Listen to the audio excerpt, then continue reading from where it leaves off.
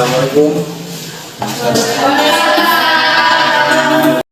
Assalamualaikum warahmatullahi wabarakatuh. Waalaikumsalam warahmatullahi wabarakatuh. Oke, silakan Ketua Kelas pimpin doanya. Baiklah teman-teman, sebelum mulai pelajaran hari ini, ada baiknya kita berdoa. Berdoa dimulai. Bismillahirrahmanirrahim. Rabbi sholli sadri. Baik, apa kabar semuanya? Alhamdulillah. Oke, sebelumnya Bapak absen dulu ya. Rendra, Hadir Pak. Randy, Hadir Pak. Dike, Hadir Pak. Kejora, Hadir Pak. Pedi, Hadir Pak. Elsie, Hadir Pak. Sahara, Hadir Pak. Lia, Hadir. Levia. Hadir. Oke. Baik, ini pertemuan pertama kita di pertemuan pembelajaran bahasa Indonesia. Sebelumnya Bapak ingin sedikit bercerita dan untuk kalian, gunanya untuk kalian juga. Di sini Bapak mohon untuk ikuti pelajaran dengan baik karena ini adalah sebuah langkah awal kalian di SMP menengah ini. Maksud Bapak pembelajaran menengah. Di sini adalah upaya kalian yang pertama memasuki tahap pertama, yaitu untuk meraih apa yang kalian inginkan. Jadi Bapak harap kalian itu belajar dengan sungguh-sungguh dan perhatikan semua guru menjelaskan itu gunanya untuk apa, gunanya untuk kalian juga. Satu lagi, di sini kalian itu juga harus dituntut aktif dalam baik itu tugas maupun non akademik, maupun akademiknya kalian juga harus aktif supaya nilai-nilai kalian nanti bisa seimbang atau bagus nanti akhirnya. Baik, kita masuk ke materi. Namun sebelum masuk ke materi, di sini Bapak akan menjelaskan terlebih dahulu mengenai silabus yang akan kita pelajari. Yang pertama ada identitas, bisa kalian lihat. Itu kita belajar bahasa Indonesia, mata pelajaran kita di kelas 7 semester 1 ini. Kemudian KD atau kompetensi dasar, itu kalian itu dituntut mengidentifikasi unsur-unsur teks berita, ya, membanggakan dan memotivasi yang didengar dan dibaca. Yang didengar bisa kita sering lihat di televisi, dan dibaca itu bisa kalian sering lihat atau baca di koran-koran. Itu banyak berita ya.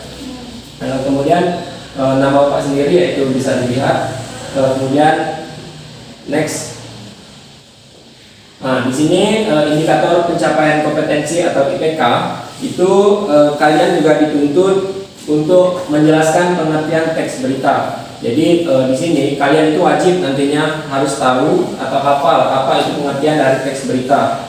Kemudian kalian juga dituntut menganalisis unsur-unsur dari teks berita tersebut. Apa saja unsur-unsurnya nanti kalian juga harus tahu itu unsur-unsur dari teks berita. Kemudian yang ketiga, menganalisis ringkasan dan penyimpulan berita. Juga kalian di sini dituntut untuk bisa menganalisis sekaligus meringkas atau menyimpulkan sebuah teks berita tersebut.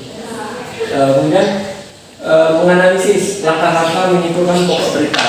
Nah, di sini kalian juga harus bisa menyimpulkan pokok-pokok berita atau inti berita berdasarkan langkah-langkahnya nanti. Itu akan kita pelajari. Lalu mengidentifikasi tanggapan terhadap isi berita.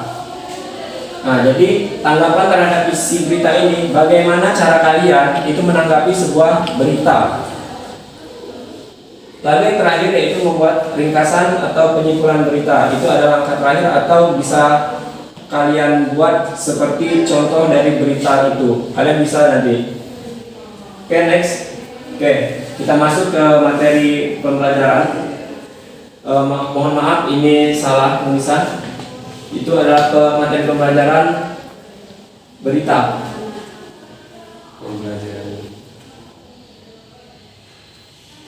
Oke. Oke, next. Di sini pertama kita akan membahas mengenai pengertian teks berita, ya. Kemudian unsur-unsur teks berita, kemudian ringkasan dan penyimpulan berita, lalu langkah-langkah menyimpulkan pokok-pokok berita, dan yang terakhir tanggapan terhadap isi berita itu tersendiri. Oke. Nah, di sini bisa kalian lihat teks berita adalah tulisan yang mendeskripsikan informasi kejadian yang faktual dan aktual. Kalian tahu apa itu arti faktual? Ada yang tahu? Pak, Ya, silakan. berdasarkan fakta. Oke. Ada lagi yang lain? Apa? Berdasarkan kejadian nyata. Oke. Dari kedua jawaban teman kalian tadi itu semuanya benar, tapi lebih tepatnya itu lebih ringkasnya itu jawaban dari Gedora, yaitu berdasarkan fakta, bersifat fakta.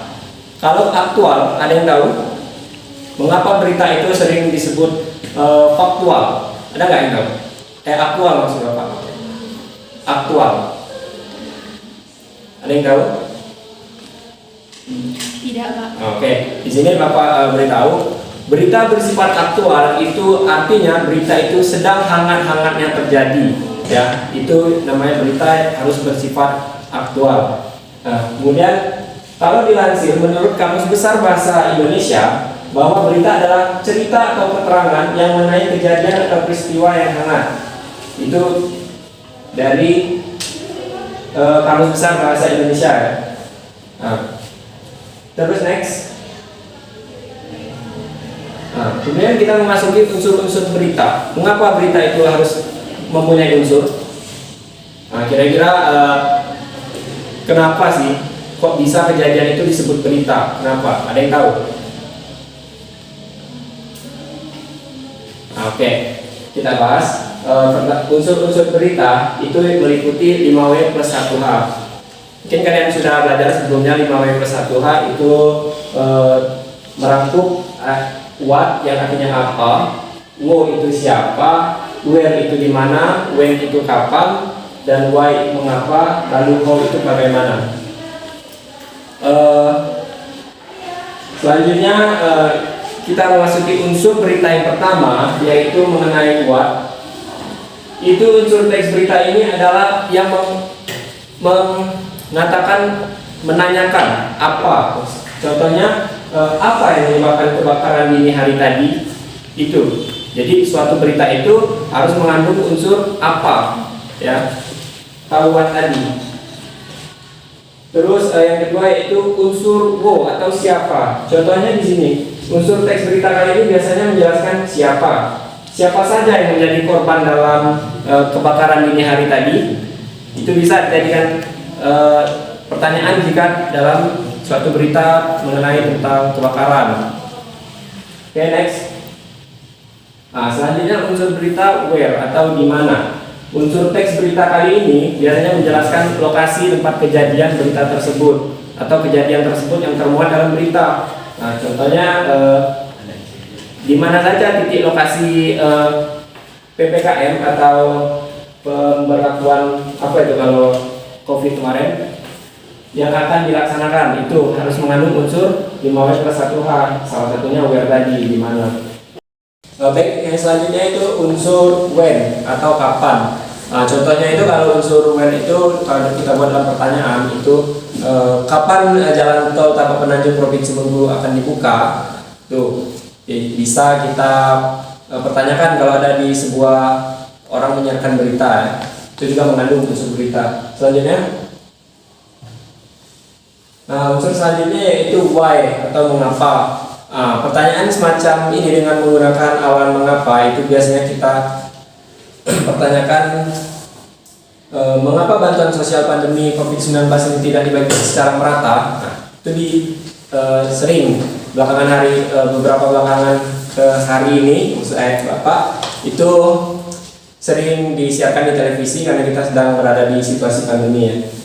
Selanjutnya yang terakhir yaitu ada how, ya, artinya bagaimana keadaan korban di sekitar kebakaran, bagaimana keadaan korban di sekitar gunung meletus. Itu biasanya bisa kita pertanyakan dalam menanggapi sebuah berita. Sampai di sini dulu. Sebelum kita masuk ke poin sebelumnya, ada yang ingin ditanyakan? Saya, Pak. Ya, silakan Levia. Mengapa di dalam berita itu harus terdapat unsur-unsur berita, Pak? Oke, baik. Pertanyaannya bagus sekali. Mengapa dalam sebuah berita itu harus mengandung unsur? Itu ya. Nah, sebuah berita kalau tidak mengandung unsur itu tidak dapat, maksudnya unsur 5W+1H itu tidak dapat dikatakan berita. Karena kenapa? Yang pertama adalah unsur apa. Berarti dalam kita membuat berita itu kita harus mencari subjek. Subjek itu biasanya yang ditanyakan oleh unsur apa tadi. Apa yang menyebabkan kebakaran di hari pagi tadi ya? Apa yang menyebabkan kemacetan panjang di Tol Bengkulu?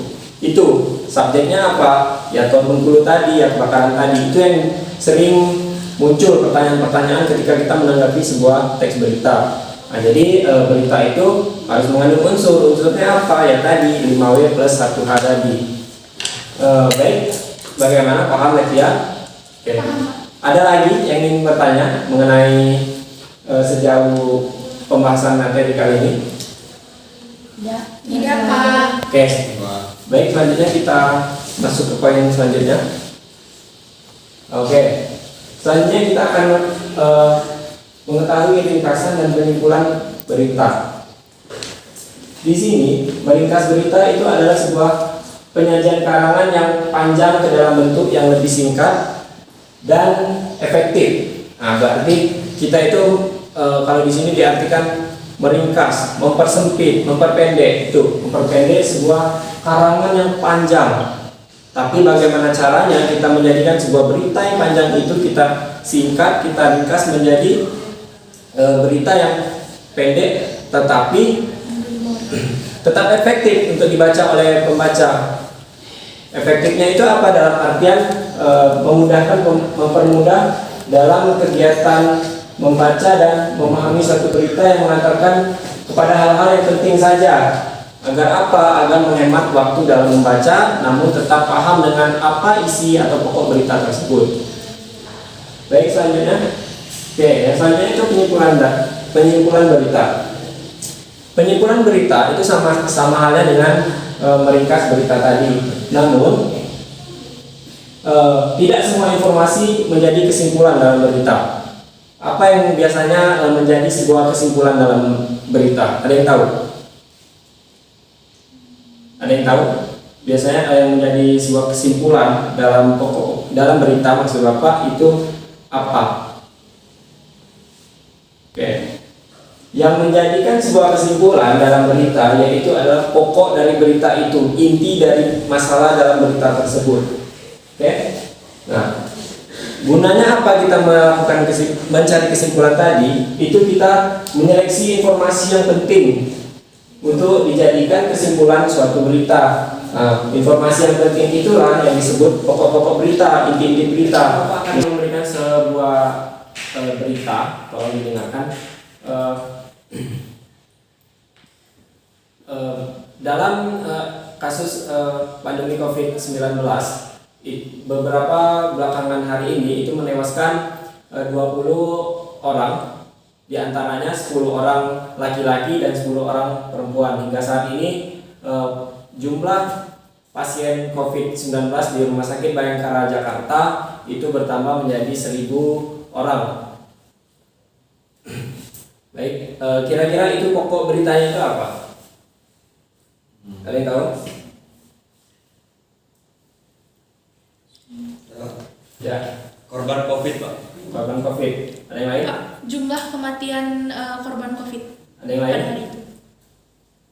Oke, itu dua-duanya termasuk dalam pokok inti karena dia itu menyiarkan atau memberitahu bahwa jumlah dari korban COVID. Jadi COVID-nya nggak dibahas lagi karena di penyiaran berita itu kita memang sedang dalam situasi pandemi COVID. Jadi yang disiarkan dalam berita tersebut yaitu jumlah dari korban COVID-nya itu yang bertambah sampai hari ini itu bertambah sekian. Oke. Jadi begitulah kalau kita menyimpulkan suatu berita ya. Jadi kita tuh berita yang disiarkan adalah COVID. Jangan kalian patokan ke COVID-nya dulu, yaitu kalian cari inti berita itu. Jadi berita tersebut menyiarkan tentang apa ya? Kalau dari contoh yang Bapak berikan tadi, yaitu mengenai jumlah yang bertambah sampai pada hari ini. Oke, next. Nah, di sini kan, ini bisa kalian lihat langkah-langkah dalam menyimpulkan pokok berita. Yang pertama, mendengarkan berita dengan penuh konsentrasi. Oke, kalian dituntut itu kalau ingin menyimpulkan suatu berita, itu kalian dengarkan baik-baik berita itu dengan penuh konsentrasi. Jangan sampai beritanya menyiarkan mengenai korban COVID, pada saat ditanya kalian menjelaskan tentang kebakaran, itu nggak nyambung ya. Nah, kemudian setelah kalian mendengarkan, itu kalian juga dituntut mencatat pokok-pokok berita tadi. Nah, pokoknya tadi yang sudah Bapak jelaskan tadi sebelumnya, pokok-pokok itu kalian baca, kalian catat. Terserah kalian mau catat bagaimana, mau ditulis atau dengan luar kepala, itu tergantung kalian masing-masing. Setelah kalian mencatat pokok berita tersebut, kalian sajikan pokok berita itu menjadi sebuah kalimat. Caranya menjadi sebuah kalimat itu bagaimana? Ada yang tahu? Oke, kalau tidak ada yang tahu, caranya kalian kaitkan dengan 5W plus 1H tadi. Misal ada korban mengenai COVID, kalian gunakan tadi unsur 5W. Apa sih yang menyebabkan korban COVID itu semakin bertambah? Bagaimana? Bagaimana sih cara pemerintah dalam menanggapi pandemi COVID-19 ini? Nah, itu kalian susun menjadi sebuah kalimat-kalimat pertanyaan ya, kalimat interrogatif namanya. Kemudian pertanyaan tersebut kalian simpulkan menjadi sebuah isi berita yang berdasarkan pokok-pokok berita tadi. Itu yang sudah contohkan tadi ya, yang mengenai yang kalian sangkut pautkan dengan 5W plus 1H tadi. Lalu yang terakhir, barulah kalian sampaikan isi berita secara lisan atau tertulis. Oh, berarti berita ini menyiarkan ini, berita ini menyiarkan berita COVID ini, maksud Bapak menyiarkan jumlah dari korban gitu. Berarti intinya adalah Pak bahwa berita ini menyimpulkan menyiarkan jumlah itu maksud Bapak ya, bukan memberitakan COVID-nya lagi. Oke. Baik, sampai di sini dulu. Ada yang ingin ditanyakan lagi? Tidak. Oke, jika tidak kita langsung masuk ke yang selanjutnya. Oke. Selanjutnya itu tanggapan terhadap isi berita. Tanggapan di sini diartikan sebuah hal, peristiwa, masalah, ucapan, pendapat, gagasan yang berupa kritik, komentar atau yang lain. Nah, terus tanggapan juga dapat berupa setuju atau tidaknya, sanggahan, terus suka atau tidaknya kalian ke berita itu, dan juga merangkum solusi serta tambahan pendapat. Nah, jadi dalam menanggapi sebuah berita kita tidak boleh asal memberikan sanggahan, asal memberikan pendapat. Kita juga harus memberikan solusi atau alasan. Alasannya juga itu harus yang logis. Contoh misalkan kalian mendengar berita bahwa rektor baru YIN Curug ini ingin membuat peraturan mengenai bahwa setiap perempuan itu tidak wajib mengenakan hijab. Nah, itu kan kalian menyangka tuh. Tetapi sanggahan kalian juga harus disertai alasan. Alasannya itu apa misalnya? Kita kan YIN Pak, masa kita nggak, yang ceweknya nggak pakai hijab itu gimana? Itu kan biasanya kan. Itu ada sebuah alasan yang logis tadi. Oke, selanjutnya. Oke. Sampai di materi ini tadi, kira-kira ada yang masih bingung mengenai teks berita ini? Tidak. Tidak. Oke, kalau tidak itu sekarang Bapak ingin bertanya, Bapak tunjuk secara random, secara acak ya, pada Kejora. Apa sih yang kamu ketahui tentang berita? Ada yang tahu? Bagaimana? Jadi berita itu adalah suatu tulisan yang mendeskripsikan tentang informasi. Informasi itu bersifat fakta dan aktual. Oke, bagus. Ada yang mempunyai pendapat lain setelah penjelasan dari Bapak tadi? Nggak ada. Oke, benar sekali jawabannya itu dari Bijora bahwa berita itu adalah suatu penyiaran atau suatu kejadian yang bersifat fakta atau aktual tadi. Oke, di sini silakan kalian kerjakan itu soal pengertian teks berita apa. Silakan kalian catat, kemudian apa saja unsur-unsur teks berita tersebut. Baik, Pak. Oke, jadi kesimpulannya dalam materi kali ini bahwa berita itu adalah sebuah penyiaran suatu kejadian yang bersifat fakta dan aktual. Terus unsur-unsur dari berita tersebut itu harus mengandung 5W plus 1H. Lalu langkah-langkahnya tadi dalam menentukan suatu berita silakan dicatat atau bisa kalian pelajari di buku paket yang sudah tersedia. Baik, Pak. Untuk tugasnya nanti kalian kerjakan buku paket itu halaman 12. Ya, Pak. Dikumpulkan minggu depan.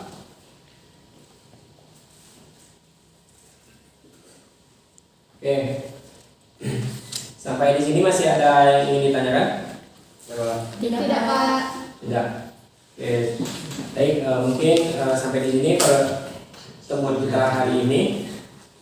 Semoga pembelajaran pada hari ini dapat hikmahnya. Yang nggak penting silakan dibuang, yang penting silakan diambil dan didalami lagi. Oke.